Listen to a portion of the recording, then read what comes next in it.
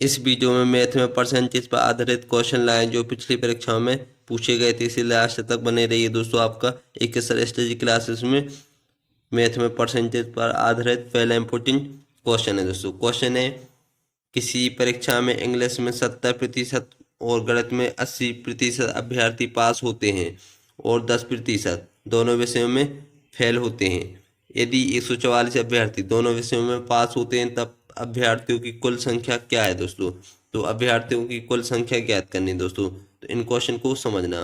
तो इंग्लिश में 70% पास हुए हैं दोस्तों। इंग्लिश में कितने पास हुए हैं दोस्तों? 70%।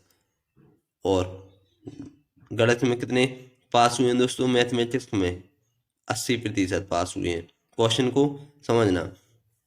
तो इंग्लिश में कितने परसेंट फैले हुए होंगे दोस्तों? तो यहाँ पर 30% फैले हुए होंगे। 70% जब पास है तो 30% फैले हुए होंगे दोस्तों। और यहाँ पर गणित में 80% पास है तो 20% फैले हुए होंगे दोस्तों। तो क्वेश्चन को समझना। अब क्या कह रहा है दोस्तों? 10% दोनों विषयों में फेल होते हैं दोस्तों। तो मतलब पहले तो हम निकाल लेंगे कुल फेल का प्रतिशत। कुल फेल का प्रतिशत दोस्तों। तो कुल फेल का प्रतिशत हम ज्ञात कर लेंगे। क्वेश्चन को समझना। तो अब यहाँ पर कुल फेल का प्रतिशत कैसे ज्ञात होगा दोस्तों?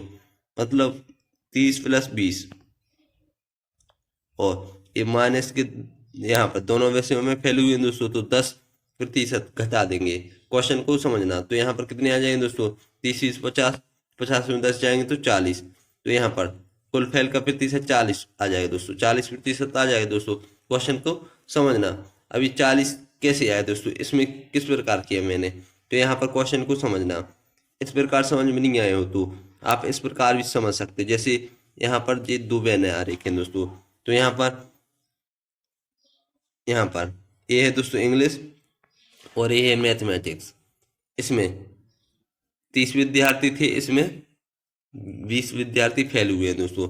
मतलब और 10% विद्यार्थी दोनों विषयों में फैले हुए हैं दोस्तों। मतलब 10% विद्यार्थी दोनों विषयों में फैले हुए होंगे दोस्तों। तो यहाँ पर कितना बचा है दोस्तों? 20। तो 20% यहाँ पर। और यहाँ पर कितना बचा है दोस्तों? 10%। तो क्वेश्चन को समझना।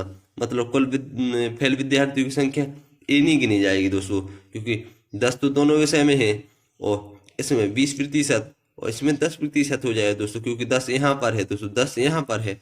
तो यहाँ पर कुल विद्यार्थी की संख्या कितनी होगी दोस्तों? कुल विद्यार्थी की संख्या हो गई इसमें 20, 30 और 40। तो इस प्रकार भी आप कर सकते हैं दोस्तों, नहीं तो इस सूत्र के माध्यम से भी आप हल कर सकते हैं दोस्तों। तो ये हो गई दोस्तों ट्रिक। तो यहाँ पर कुल फेल विद्यार्थी की संख्या कितनी होगी दोस्तों? 40%। अब यहाँ पर हमें क्या निकालना है दोस्तों? यहाँ पर क्या दिया है दोस्तों? 144 अभ्यर्थी दोनों विषय में पास हुए हैं दोस्तों। मतलब कुल पास की संख्या लिखी दी है दोस्तों।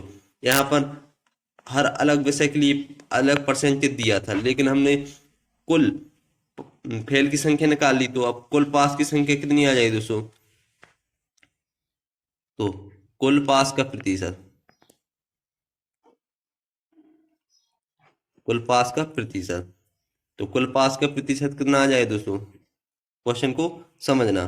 तो यहाँ पर 100 में से हम 40% घटा देंगे दोस्तों, क्योंकि 40% कुल फेल हुए, मतलब दोनों विषयों में सब फेल हुए हैं दोस्तों। तो यहाँ पर कुल पास का प्रतिशत कितना आ गया दोस्तों? 60। क्वेश्चन को समझना। मतलब कुल फेल कितने हुए दोस्तों? 40%। तो कुल पास कितने हुए होंगे दोस्तों? 60%। अब हमें निकालना है दोस्तों कुल अभ्यर्थियों की संख्या, मतलब टोटल अभ्यर्थियों की संख्या ज्ञात करनी है दोस्तों। तो मतलब कुल यहाँ पर मैंने सबका कुल निकाली है दोस्तों। यहाँ पर सब में अलग अलग विषय पे अलग अलग परसेंटेज दिया था, लेकिन मैंने दोनों विषयों में पास हुए होंगे दोस्तों। 60% दोनों विषयों में पास हुए होंगे दोस्तों। तो यहाँ पर हमें 60% बराबर क्या दिया है दोस्तों? 144। 60% बराबर दिया है दोस्तों 144। तो क्वेश्चन को समझना। अब 1% बराबर कितना हो जाए दोस्तों? 144/60।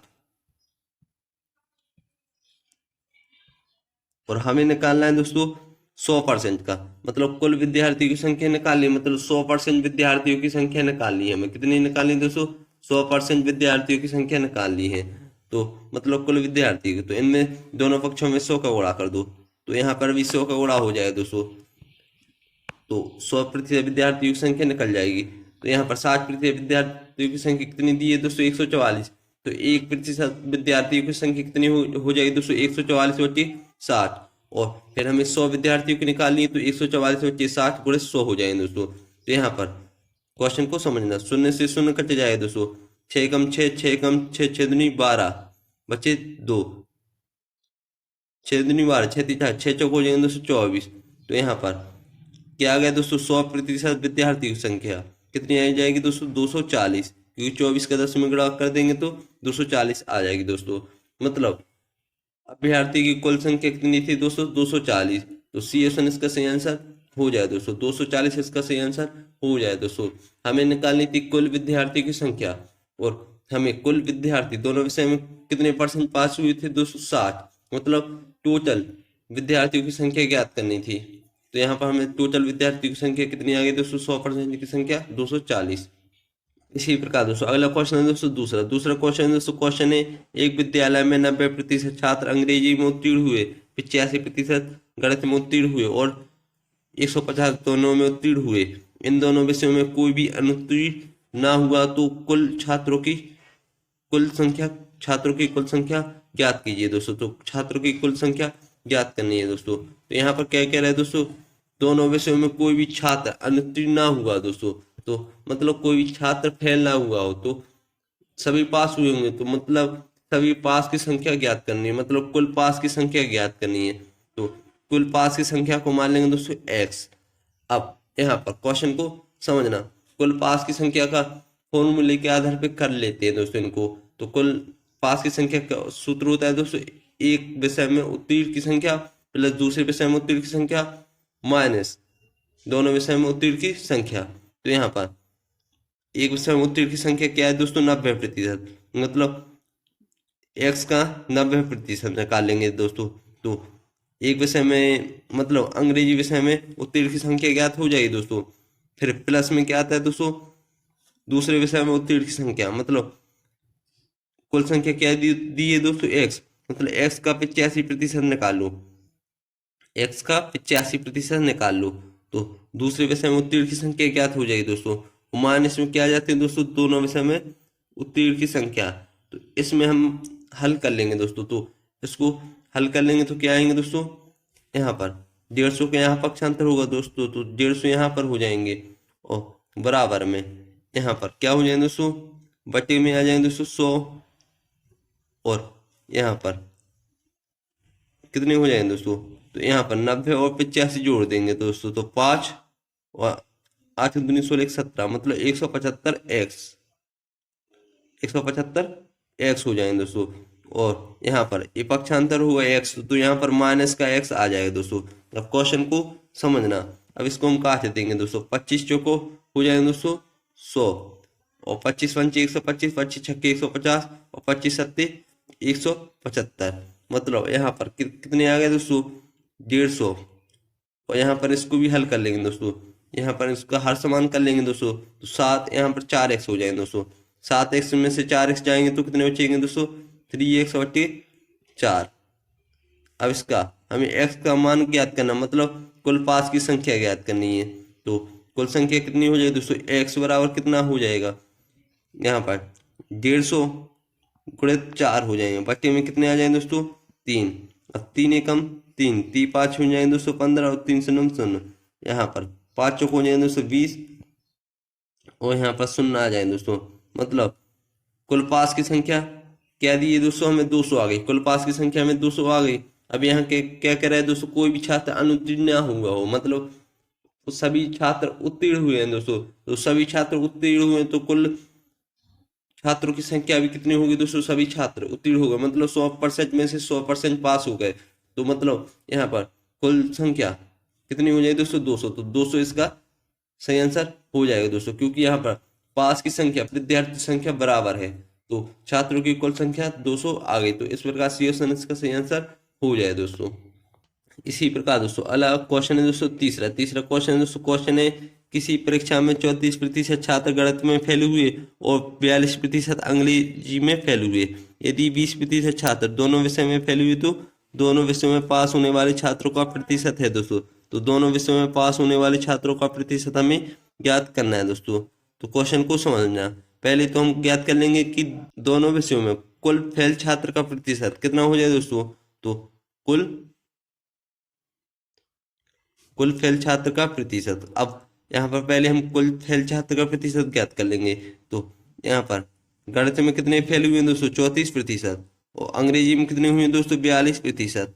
और दोनों विषय में कितनी हुई दोस्तों, 20%। तो 20% घटा देंगे तो यहाँ पर कितने आ जाएंगे दोस्तों, 4 और 2 6, और यहाँ पर 4 और 3 7 -20। तो यहाँ पर कितने आ जाएंगे दोस्तों, 6, और 7 इनसे 2 जाएंगे तो 5, मतलब 56 आ गए। क्वेश्चन को समझना, यदि आपको इस प्रकार समझ में ना आए तो इस प्रकार समझो। जैसे यहाँ पर मानो ये क्या हो गया दोस्तों, गणित मतलब मैथ, ये क्या हो गया दोस्तों, अंग्रेजी। अब यहाँ पर गणित में कितने हैं दोस्तों, 34%। मतलब दोनों विषयों में 20% पास हुए हैं दोस्तों, दोनों विषयों में 20% पास हुए हैं दोस्तों। तो यहाँ पर मैथ में कितने पास हुए होंगे दोस्तों, यहाँ पर 34 में 20 घटा देंगे दोस्तों। तो यहाँ पर 4 और 3 में से 2 जाएंगे तो 1, मतलब यहाँ पर 14% होंगे दोस्तों, यहाँ पर 20%। और इंग्लिश में कितने परसेंट पास हुए हैं दोस्तों, 42, मतलब यहाँ पर कितने आएंगे दोस्तों, 2, और यहाँ पर 2, मतलब यहाँ पर इस भाग में 22% बचा और इस भाग में 14%, मतलब इनको जोड़ देंगे तो 20 और 22 कितने हो जाएंगे दोस्तों, 42, और 42 में 14 जोड़ देंगे दोस्तों, तो 42 में 14 जोड़ देंगे तो 56 आ जाएंगे दोस्तों। तो इस प्रकार भी आप हल कर सकते हैं इसको। तो हमने सूत्र के द्वारा हल किया तो यहाँ पर 56 आ गया दोस्तों। मतलब एक कुल फेल छात्रों की दोनों विषयों में कुल फेल छात्रों का प्रतिशत कितना दिया है दोस्तों, 56% दिया है। अब हमें क्वेश्चन को समझना, अब कुल पास का प्रतिशत ज्ञात करना है दोनों विषयों में दोस्तों। जब कुल पास हुए होंगे तो दोनों विषय में पास हुए होंगे दोस्तों, क्योंकि यहाँ पर अलग अलग विषय के लिए दिया था। अब हमें क्या ज्ञात करना है दोस्तों, 100% में से कुल कितने पास हुए दोस्तों, दोनों विषयों में कुल कितने पास हुए दोस्तों। तो कुल पास का प्रतिशत कितना हो जाए दोस्तों, 100 में से कुल फेल कितने हुए दोस्तों, 100% में से कुल फेल हुए दोस्तों 56% फेल हो गए हैं।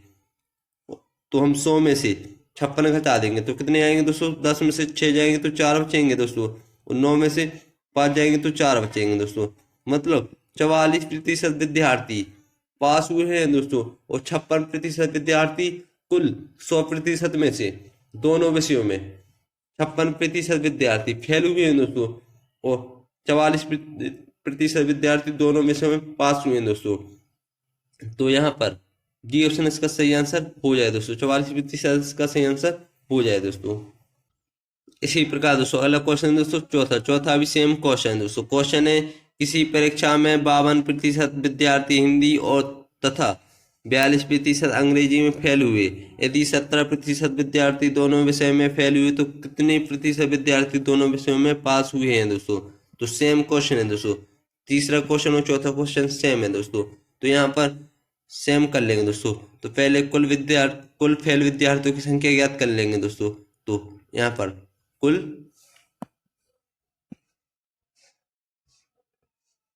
फेल विद्यार्थियों की संख्या कितनी हो जाएगी दोस्तों। तो हिंदी में कितने फेल हुए दोस्तों, तो हिंदी में 52% फेल हुए हैं, और इंग्लिश में 42% फेल हुए हैं, और दोनों विषयों में 17% फेल हुए हैं। तो 17 घटा देंगे तो यहाँ पर 2 और 2 4 और 5 4 9, और 94 में से 17 जाएंगे दोस्तों। तो 14 में से 7 जाएंगे तो 7 बचेंगे, और यहाँ पर 8 बचेंगे, 8 में से जाएंगे तो 7, मतलब कुल फेल विद्यार्थियों की संख्या कितनी हो जाएगी दोस्तों, 77%। क्वेश्चन को समझना 100%, यहाँ पर अलग अलग विषय के लिए दिया है दोस्तों, लेकिन मैंने 100% में से मतलब कुल विद्यार्थियों में से कुल फेल की संख्या दोनों विषयों में फेल की संख्या कितनी आएगी दोस्तों, 77%। अब हमें क्या ज्ञात करनी है दोस्तों, दोनों विषयों में कुल पास की संख्या ज्ञात करनी है दोस्तों, मतलब दोनों विषयों में कुल कितने पास हुए हैं दोस्तों। तो क्वेश्चन को समझना, तो यहाँ पर कुल पास का प्रतिशत कितना हो जाए दोस्तों, कुल पास का प्रतिशत। तो यहाँ पर 100 में से कितने परसेंट फेल हुए दोस्तों, 77% तो फेल हो गए दोस्तों दोनों विषयों में, क्योंकि दोनों विषयों में फेल हुए होंगे दोस्तों, क्योंकि एक विषय में फेल होता तो वो दूसरे विषय में पास है तो भी वो फेल माना जाएगा। तो कुल फेल की संख्या 77% आ गई। तो कुल पास की संख्या 100% में कुल पास की संख्या कितनी हो जाएगी दोस्तों? तो 10 में 7 जाएंगे तो 3, और यहाँ पर 9 में से 7 जाएंगे तो 2, मतलब कुल पास का प्रतिशत कितना आ गया दोस्तों? 23%। मतलब 23% विद्यार्थी दोनों विषयों में पास हुए हैं दोस्तों। तो इस प्रकार सी ऑप्शन का सही आंसर हो जाए दोस्तों। ये क्वेश्चन पिछली परीक्षाओं में लगातार पूछे गए थे और इम्पोर्टेंट क्वेश्चन है दोस्तों। उम्मीद करता हूँ कि आपको मेरी वीडियो समझ में आई होगी। यदि आपको मेरी वीडियो समझ में आई तो प्लीज़ लाइक एंड सब्सक्राइब जरूर करें। उन घंटी बेल आइकन को दबाकर नोटिफिकेशन ऑल पर क्लिक करें, जिससे ऐसी और वीडियो का नोटिफिकेशन आपको मिलता रहे। मिलते हैं दोस्तों दूसरी वीडियो में। वीडियो देखने के लिए धन्यवाद।